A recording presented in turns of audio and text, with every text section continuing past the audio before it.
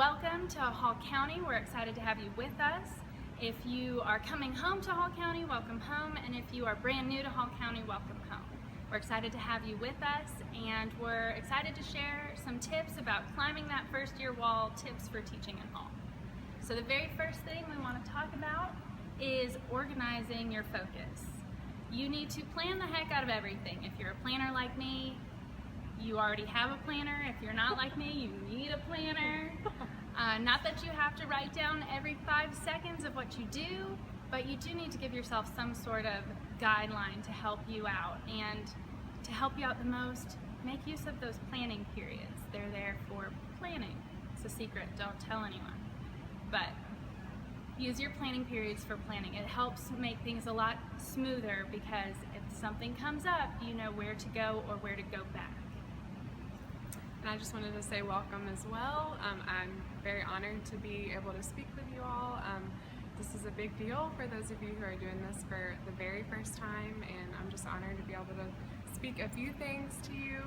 Hopefully it's helpful, and hopefully it's not a repeat for those of you who've done this before, veteran teachers. But going off of what Danielle said, it's also really great to be flexible. That's something that a teacher had told me, is a veteran teacher told me to be flexible because most of you are most likely type A personalities like me, most likely perfectionist, and so I always had my planner, I always had things planned out, but the biggest piece of advice from other teachers was to be flexible. Very few things are predictable as a teacher, and so as wonderful as it is to plan so many things and to be prepared, but also to be able to be flexible, be open to change, and also just focusing on one day at a time. For me, it was easy in high school and in college to be able to look at a week at a time, sometimes a month at a time to plan. But for me as a newer teacher, I really had to focus on one day at a time. What were my responsibilities? What did my kids need from me?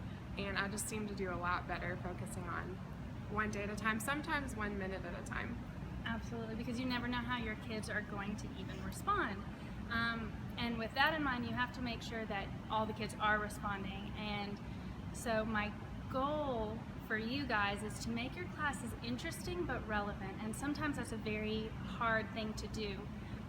You've got to get your students out of their seats and moving because they're so much more kinesthetic now than they used to be. And, you know, I teach high school English. Not exactly the most exciting topic.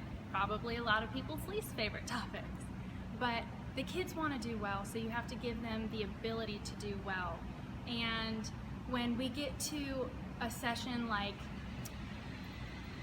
what are they? Bibliographies, or annotated bibliographies, even worse. They hate them. Why are we doing this? This is the worst thing in the world. Okay, not really. But the reason why we're doing them is to help you learn to research and to pick through articles and find what's important and what's relevant so that you're not wasting your time, because your time is precious. All right, so then give them a real world application. When you're looking to buy a new car, you need to be able to look through the articles and find safety and all these kind of materials that go into making an educated decision. And then the kids look at you like a light bulb's gone off. Oh.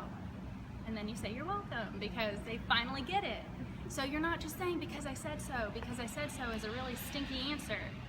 And nobody likes it. I don't like it. And so give them some sort of why. Give them a purpose. And if you can tie it to real world experience, it makes a world of difference. And I don't know if you were like me, but my first year I was like, how in the world do you make English exciting? And so find resources. And I really I'm a believer in just finding things and adapting them. And so Action Strategies for Deepening Comprehension by Jeffrey Wilhelm is a fantastic resource, and it's adaptable for kids of all ages, whether it's elementary to high school. It doesn't matter, it's great, and the kids love it, and you have to let them be a part of it and take that ownership, even make the rules for it. My kids make the best rules. They actually make my favorite rules. Like if I stand on my stage, I require silence. I don't even do anything, they do it themselves. So let them take some sort of ownership. Let them have autonomy in the classroom, no matter what age level. They just need your guidance. Awesome. And off of that, keeping it real has been really important for me in my classroom. making sure that your kids know that you're willing to have a genuine relationship with them, that they can see your mess ups sometimes and you can talk to them about it. They can see that you're a real person, that they can maybe even see what you're really passionate about. Just helping them see that you're authentically wanting to have a relationship with them, and really and truly remembering there isn't a script. I remember Danielle and I talking about the very first year within teaching, but like the very first day, wishing that there was a script, remembering Yes. like asking other teachers, is there a script? What exactly do I do step by step? But there really isn't. Really just going in there, being yourself and being authentic is what the kids can sense if you're robotically going through the emotions, or if you're really being authentic. I just know for me, they really appreciate the real times that I have with them.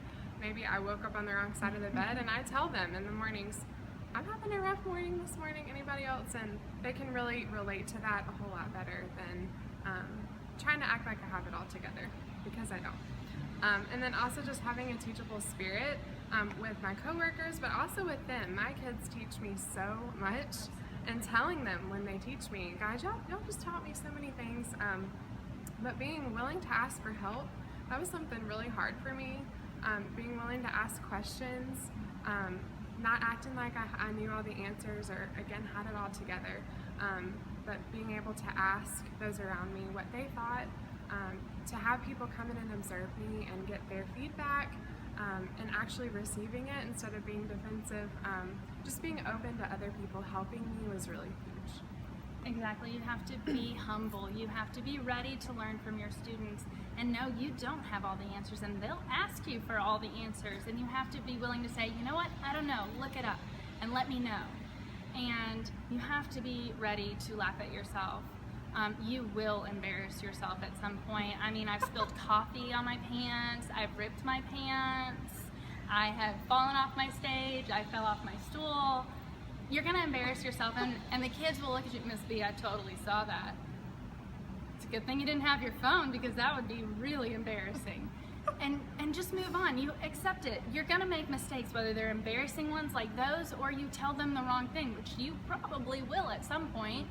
And you have to be willing to go back and be like, oh wait, you know what I said yesterday? Let's backtrack.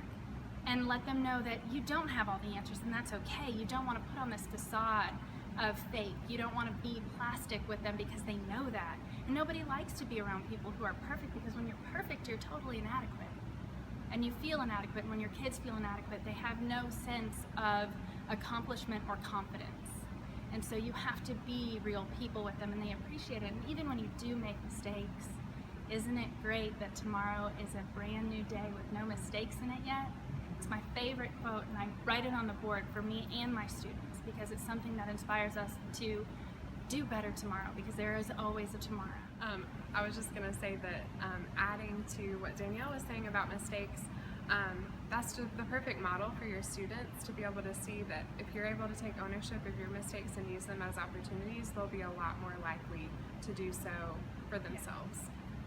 Absolutely, because if you can laugh at yourself and you can grow from your experiences, they can laugh at themselves and they can grow from their experiences, and it becomes the norm instead of something that they're terrified of. And so you're creating a safety net for them, and you're starting this support system within your classrooms. Yes, moving on to support systems. So important to surround yourself with positive people. Unfortunately, even though I would say every school in Hall County is fabulous, there's still going to be some people, whether they're having a bad day or just every day for them is negative. There's going to be those people that are positive and uplifting and encouraging, and those people that might gossip and complain, and it would just be sometimes easier to complain with them and just stick with those people. But it's just so important to surround yourself with those that are positive.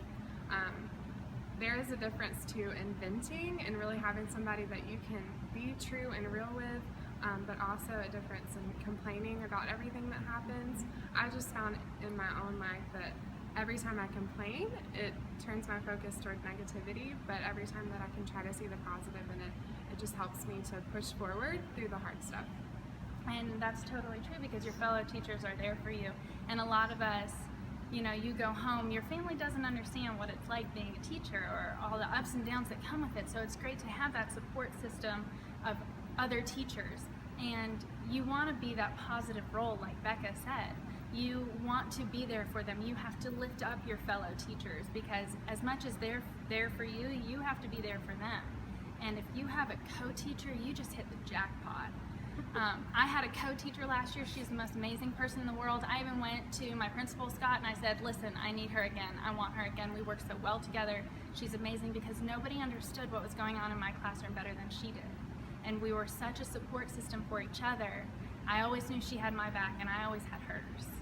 So it was something that was incredible, and something I'm really excited that I get to have again this year. Moving on to never forget. This is a huge one for me. Really asking myself, as simple as it sounds, every single day, what's important. It's so easy to forget, just in the daily grind, continually going through all the demands that are on us as teachers, to forget truly what's important. And I would say for me, there was a couple times, especially this year, that I had just kind of had to stop myself. I never wanted to be one of those teachers that just went through the motions and just did what I had to do. But it's very, very easy to do that, and I had to stop myself and remind myself the important things were to make sure that I'm loving and caring for my students, and also to make sure that I'm able to laugh with them and have fun with them, because there were some days that we didn't do that, and just seeing how for these kids, with me teaching 4th grade, this is their only 4th grade year. This is their only chance they have to really see what 4th grade is about. And so just reminding myself, what is important? What are these kids really going to take away? It's so easy to let the urgent things, all the urgent demands take place with the important, that I just encourage you to ask yourself daily what's important. Also, comparing yourself to others is going to be very tempting, especially to veteran teachers. As I mentioned before, I'm sure most of you are perfectionists. I know Danielle is, I know we are. Absolutely. But it's just so easy to start comparing yourself to other teachers, and just reminding yourself too, no school is the same, no grade is the same, no class is the same, because the truth is no student is going to be the same. And so the specific kids that you have are going to be the ones that need you to be their teacher. Whatever your personality is, whatever your strengths are, really just using those to the benefit of your kids, and trying so hard not to compare yourself, because I love Theodore Roosevelt's quote that comparison is a thief of joy. That is just so very true. Absolutely.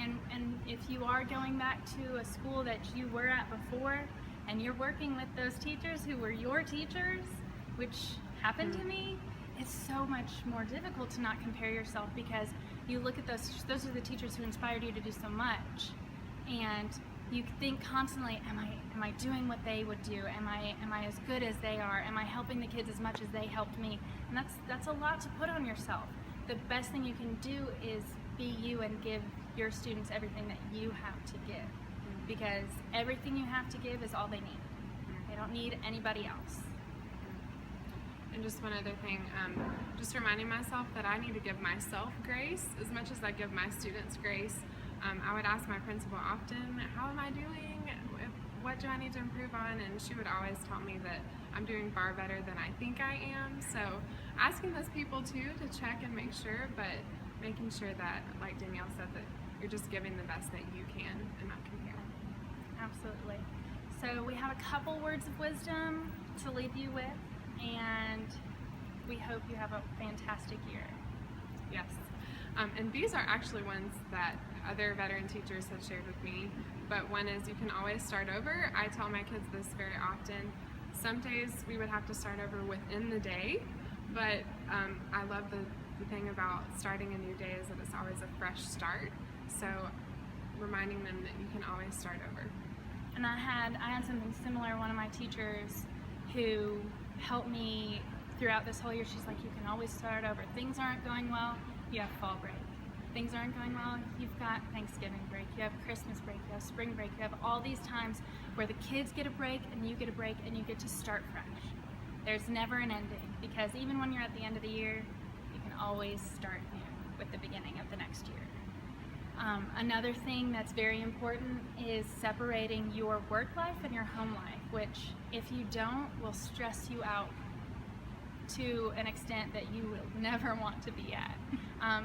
So one of the rules that my host teacher when I was student teaching told me was don't accept emails or phone calls after 5 p.m. And just be open and honest with the parents and students. I love you, I'm here for you. I can't respond to you after 5. Everything shuts down, there's nothing I can do, but I will get to you first thing in the morning. All right, that way you have some sort of separation because you need to distance yourself. And then also, nothing you can do in one day can ruin everything, and seeing mistakes as opportunity for growth. That was just helpful for me to hear that, yes, we will make mistakes, but there's nothing that you can do in one day that will just ruin the whole entire year with your kids. Right. One thing, one day is not going to ruin the entire year. That's absolutely impossible. And with that in mind, with knowing you're going to make mistakes, always keep an extra pair of pants. And I mean that literally and figuratively.